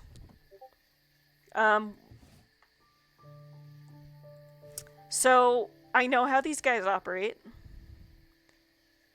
I know they want my hot spicy DNA. But we can also try to learn, but I don't think they're interested in... I think they just really want to smash or pass. Let's go. Let's do it. I've gained a lot of energy. The scent is intoxicating, and after a short while, any fear has been replaced with a deep desire you had never previously known, stemming from your core and flooding you. I think I proved myself gentle and also smart enough, and they've never been able to but get stuff from a Draken before. Yeah, I did set stream to adults only. Oh boy. Your consciousness seems to fade in and out as instinct drives you to move in strange ways. Finally, you both become one, though you could not explain how. The dance continues for an amount of time which you could not begin to guess. When you at last regain full control of yourself, it is daylight, and there is no sign of any other Drac having been there, not even a scent trace. There is, however, a large pile of treasure on the ground, just outside your lair. Nuggets of precious shinestone topped with a single beautiful flower. You happily had it all to your trove, except the flower. It is beautiful, but not rare enough to be treasure. Why is it even there? Oh, I made a good impression. They don't feel anything, but they're so happy to get a dragon. Though you remain baffled, you hope that the generous and seductive kin returns. It does not, however. Freaking ghosted.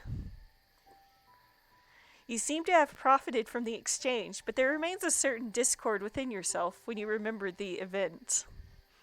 Who or what was the bright visitor with whom you shared your first dance? Oh no, my reputation among the kin is diminished. Oof, ouch. Oof.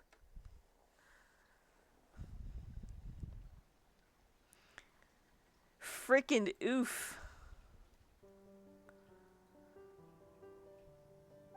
Gosh, that's it. I can go look for more shells. I can still attempt...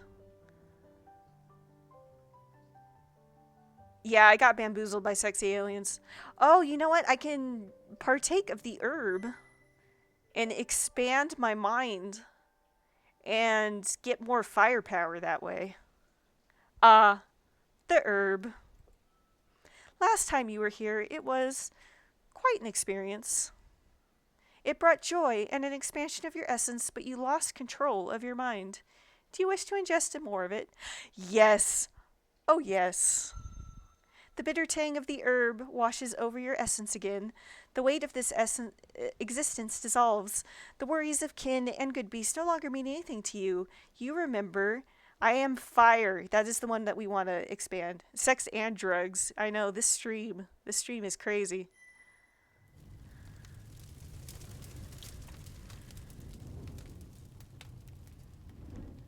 I am fire.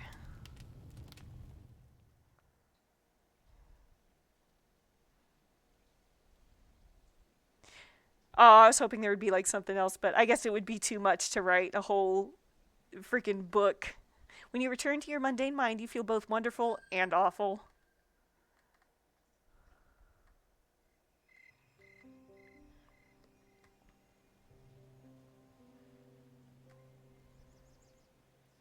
Oh, we're running out of time to get that amber. Ah, that didn't improve our fire enough. I can't believe we're not strong enough yet.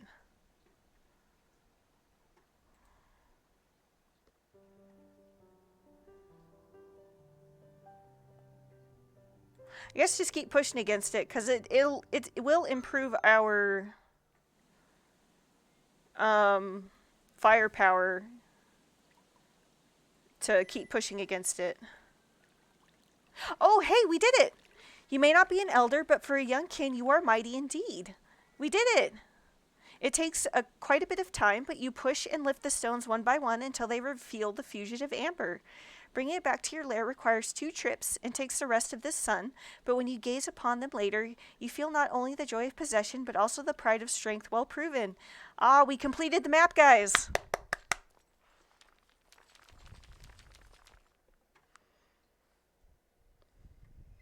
We are strong, teen child. It was the sex. Just in time.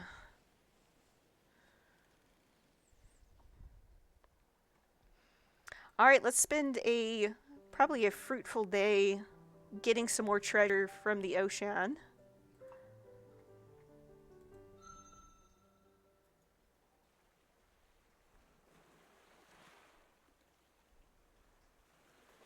Probably the same text, yeah.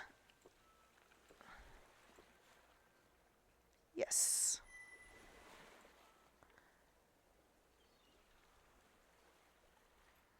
Oh, predictably the bounty is less this time, but simply lounging on the shore listening to the roaring rhythm of the great blue makes the sun spent here feel more than worthwhile. You are also acquiring a taste for scuttleclaw. Shucking their armor is a labor-intensive affair for not much meat, but the taste makes it all worthwhile. You also avoid getting snapped this time.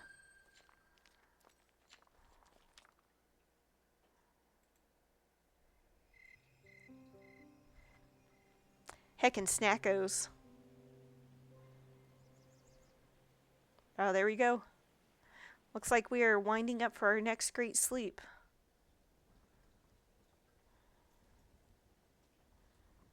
Sun is weakening, dying earlier with each rebirth.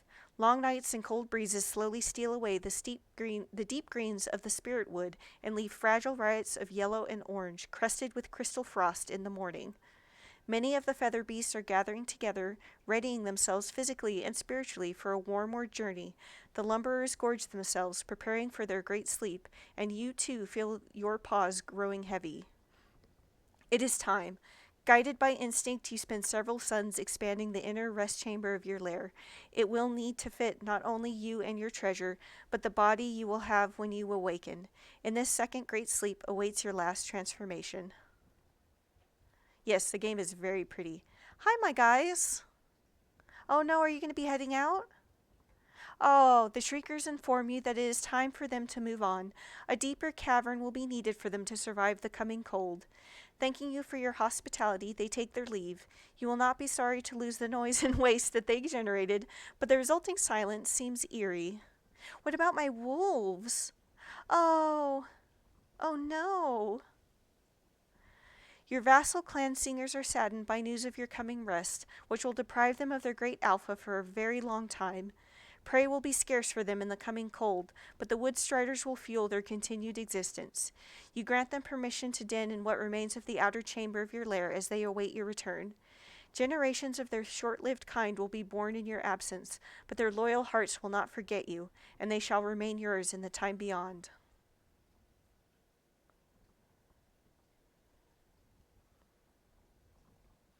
By the time you have finished your bedchamber, the sky crystals are just beginning to fall and cover the land. This land, your land, when last you laid yourself down for a great sleep, you were just a copper-skinned hatchling. You were ignorant of so many things. Now the spirit wood is truly yours. Its streams run in your veins, and you feel the trees on the distant hills as though they were your own feathers. Invaders came, putting your mind and body to the test, but you found the strength to triumph over your enemies. Few would now dare to challenge your authority. Before you were merely infatuated with the heart of the great green, but now you have come to truly love it, to feel its fortunes as yours. You wish prosperity and endurance upon it as you cover up your last chamber and await your final rebirth. First light and then time abandon you, and then the dreams begin. Oh, it's that dragon again. Beloved, I smell your spirit drifting in your last great sleep. Your many acts of compassion have pleased me greatly. As you rest, I shall send your dreams of love and unity, so that when you awaken, you shall be mighty in the ways of water and earth. When the time comes, remember me, and remember the beauty of rare compassion and its guiding truth that all beings are one. This is the secret which shall be our salvation. May you be blessed.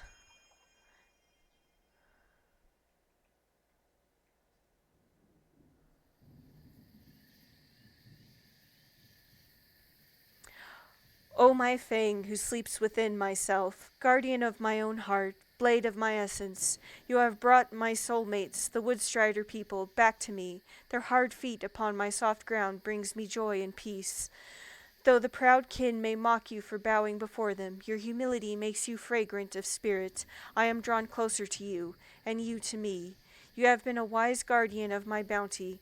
The good beasts of the spirit would thrive, and all corners of myself are filled with life. Never have you allowed any place to become gray and dead, but have made space for creation within your destructions. Yeah! For your eyes that see far, and your wise and greedless heart, I bless you, and love you all the more. Blessed, blessed, blessed are you, my Fang. The heart of the great green sings with the beautiful chaos of nature, and I am whole. You have destroyed what should be destroyed, and spared what should be spared. You are my beloved Fang, living sign of my just law. With you I am well pleased. I shall put my mark on you, shining between your flesh and your spirit. I now lay over you and within you. Together shall we dance to the end of your time and beyond. But rest now in the dreaming while your body completes its sacred transformation. When you awaken, do not forget me. See me in every beast, every leaf. Smell me in the breeze. Taste me in your prey. To the uttermost end, I am life. I am the great green. May you be blessed.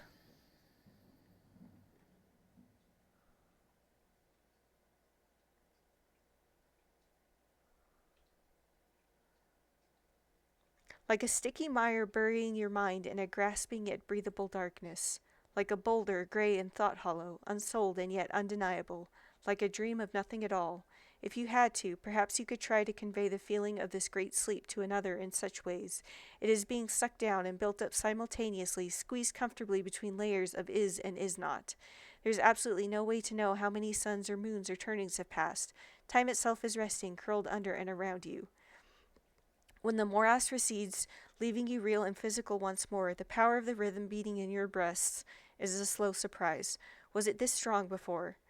Breaking out of your sealed sleep chamber is much easier than the last time as well. Even after doing so, there is not enough room for you to stretch properly, so you emerge.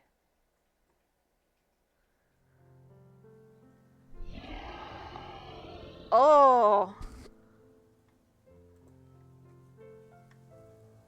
Wow. There we are. Look, we actually have all four elements. Like, we're mostly earth, but we've got bits of fire, water, and wind.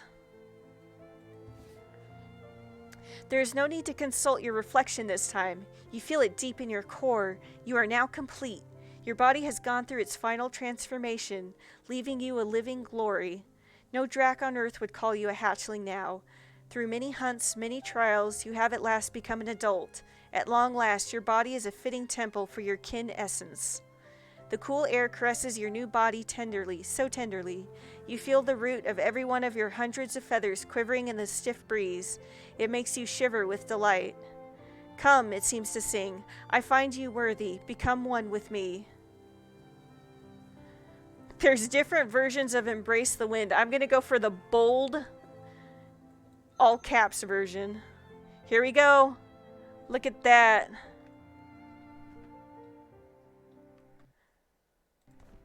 Freedom.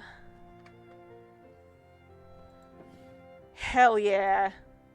You were chained and did not know, bound and ignorant until now. We came a long way since we were a baby and tried this. Broad-breasted earth is spread wide far below. Sun alone reigns above. You feel their joining, and you are their joining. You want to sing for pure joy, have to sing, but the terrible fierce fulfillment is too much, and catches the sound in your throat. There is too much deep pleasure for you to even make a sound. All you can do is keep on moving, keep sliding between earth and sun with a velocity unknown. You feel the eyes of many good beasts far below as they look up in wonder at your vast form sailing the great above. Even the feather beasts must envy you, soaring at a height their tiny limbs could never achieve, the thin, cold air here in the highest boughs only to your broad, strong wings. You soar low over high hills, feeling the warmer air there pushing you gently upwards again.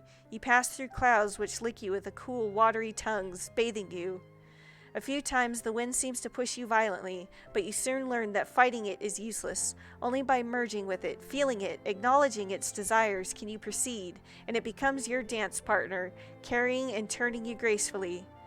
By the time you near the great blue, you have calmed down enough to sing, and you open your jaws and roar with beauty. Behold me, Mother Earth. Behold me, Father Sun. At last I am worthy. Here I dance in the high lair. I am Draken. Feel the cool of my skin, the heat of my breath. I am the wealth of earth. I am Sun's favored treasure. Behold, behold, behold.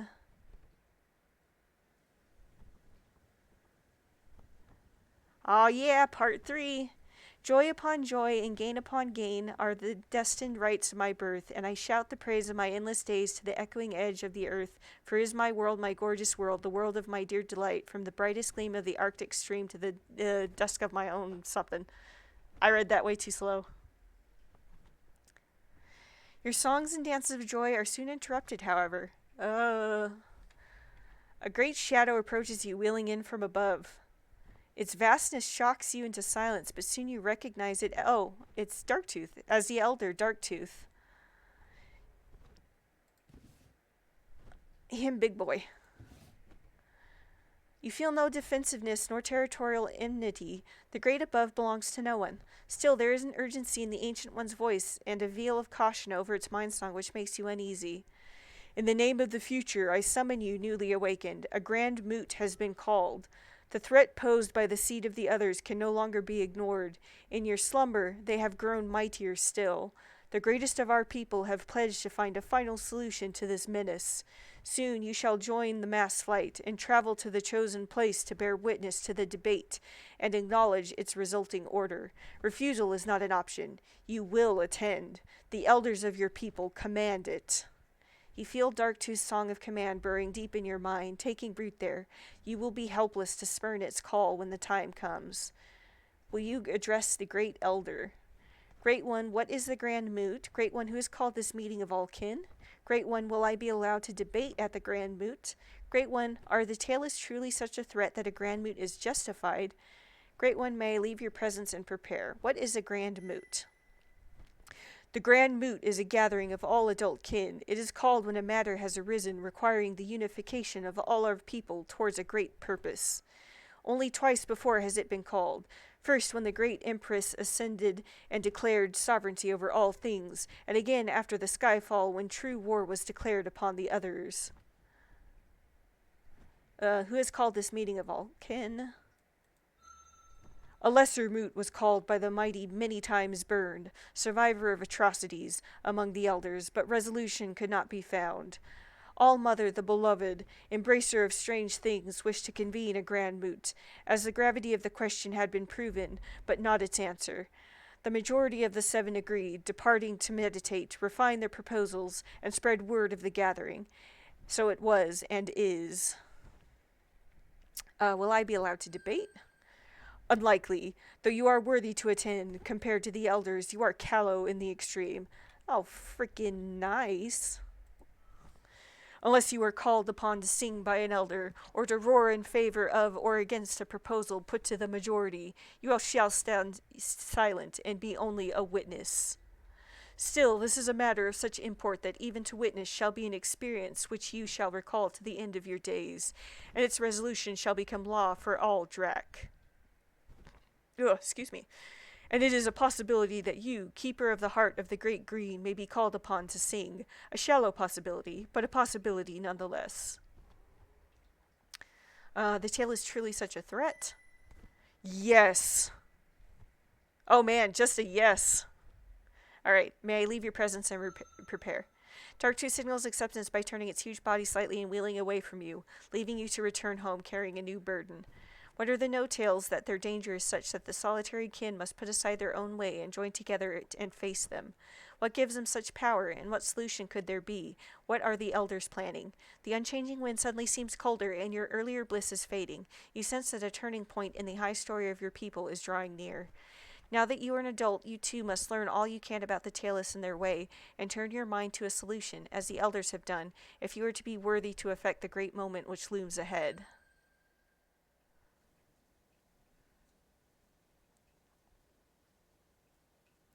You spend the first few suns after your awakening as an adult, broadening your lair to fit your new frame and the many treasures you will surely amass.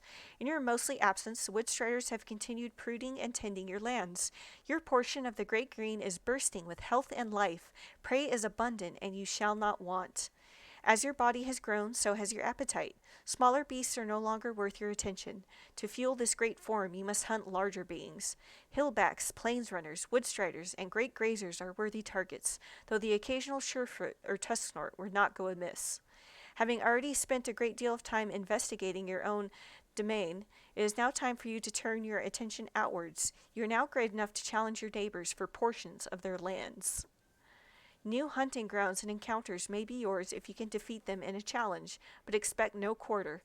They will surely bring all of their power to bear to keep what is theirs. A visit to the spirit of the green is in order. You should present yourself in your final form and commune with it. Its well-being and yours are one in many ways. Yeah, that jerk. We're definitely going to go steal his land first. The tailless have grown strong in the lowlands coldward along the great blue. Food and treasure may now be there for the winning, and perhaps something more. Your time may also be well spent seeking out the nearby elders whose songs... Oh, hey, there's... Wow. Whose songs will dominate the coming debate. They will test those who wish to communicate with them, but there is much to learn from them, as there always will be until the void at last claims them. One of those was the one who's been communicating with us. This time, the last time of freedom, is now yours. Take control of your life and live. The grand moot awaits. Alright, I think... Look, our pack is still here. 7th grade of mastery in the water element. Control your body to such an extent that you can alter your own scent. And earth. Hyper immune. Poison and disease are completely powerless against your healthy, earth-blessed body. Alright. I think I'll go ahead and call the stream here. Oh, look at all the cool stuff we have. Yes, yes, yes, yes.